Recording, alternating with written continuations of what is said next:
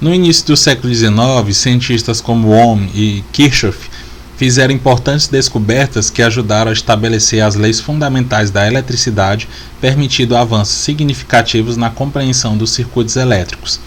Essas leis continuam a ser aplicadas até hoje em diversas áreas da engenharia e da física. Considere um circuito elétrico ideal como os estudados por esses pioneiros, contendo uma fonte de tensão, resistores e fios condutores. Com base nos princípios estabelecidos por Ohm e Kirchhoff, assinale a afirmação verdadeira. Letra A. Em um circuito com resistores associados em série, a corrente elétrica que atravessa cada resistor é diferente e depende do valor de cada resistência. Olha só.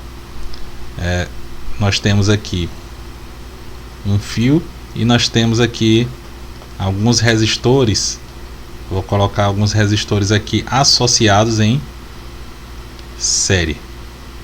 Então nós temos aqui um resistor R1, um resistor R2 e um resistor R3. Só que o fio é o mesmo, pela conservação da quantidade de carga. A quantidade de carga que entra nesse resistor é a mesma que sai.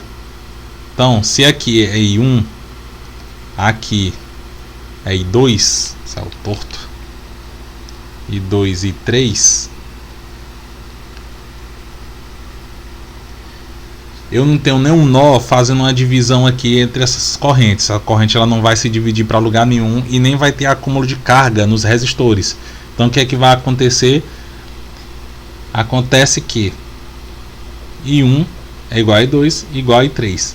A corrente ela não vai se dividir. A corrente ela se divide em uma associação de resistores em paralelo. Em série a corrente ela é a mesma. Ela é a mesma para cada elemento aqui em série, um com o outro. Então a letra A ela está descartada como a correta. Isso aqui vai acontecer independentemente da resistência. Em um circuito com resistores associados em paralelo aqui era em série, a corrente elétrica se mantém constante em todos os ramos, independentemente da resistência. Se aqui a corrente elétrica é igual para todos os resistores em série, em paralelo o negócio já muda. Em paralelo já vai ser um pouquinho diferente. Deixa eu fazer esse negócio aqui. Em paralelo vai ser um pouquinho diferente. Um pouquinho não, vai ser muito diferente.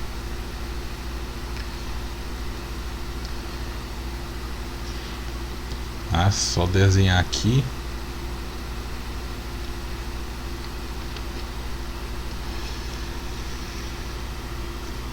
Então nós temos aqui um resistor, outro resistor, e aqui que eu vou chamar de R1, R2 e R3.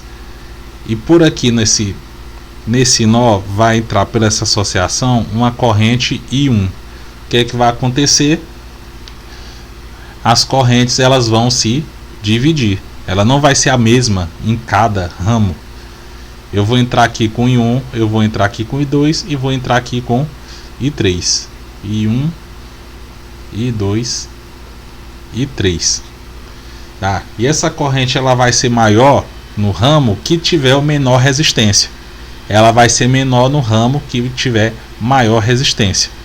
Então, além de a corrente não se manter constante, ela vai depender da resistência de cada ramo.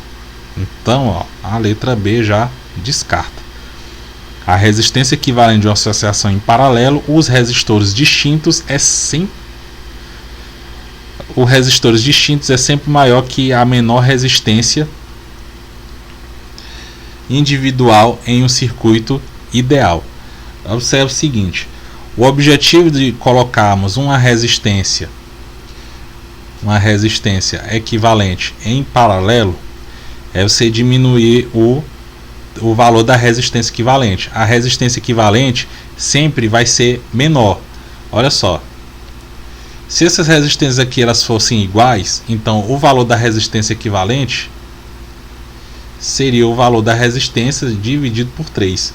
Então, o valor da resistência equivalente, ele é menor, é 3 vezes menor do que o valor da resistência individual de cada um, se eu considerar aqui os valores das resistências iguais. Eu peguei o caso para resistências iguais, mas o raciocínio é o mesmo se eu estiver tratando aqui com resistências de valores diferentes. Então, a resistência equivalente ela vai ser um valor menor. Ela vai ser um valor menor. Então, descartamos aqui a letra C. E por último, já descartamos a terceira, então só sobrou a letra D. A soma das quedas de tensão em cada resistor associado em série e o circuito é igual à tensão fornecida pela fonte. O gabarito é esse aqui, mas vamos só argumentar. Vamos só aqui argumentar. Nós temos aqui um gerador, uma fonte, uma bateria. Uma bateria. E temos aqui, eu vou colocar 3 resistores. 3 resistores. 1, 2, 3. R1, R2, R3. R1, R2, R3. E aqui uma fonte de tensão U. O que é que vai acontecer? Esse resistor ele tem uma diferença de potencial, U1. Esse aqui tem uma diferença de potencial U2. Aqui uma diferença de potencial U3. Essa fonte, esse gerador, bateria, seja lá o que for, ele está fornecendo energia para o circuito. Ele está fornecendo energia. E esses resistores vão consumir essa energia. Tá? Se esse aqui está fornecendo energia, a soma da energia que está sendo consumida por esses resistores tem que ser igual à energia que está sendo fornecida pela fonte. Só que aqui a gente está trabalhando com diferença de potencial, que está associado também à energia do circuito. Então, a diferença de potencial, se ele está fornecendo uma determinada DDP, então a soma das DDPs aqui só pode ser igual à soma que foi fornecida. Ou seja, o que foi fornecido aqui vai ser distribuído entre os resistores. Se aqui for, por exemplo, botar aqui 15 volts e esse resistor ele tiver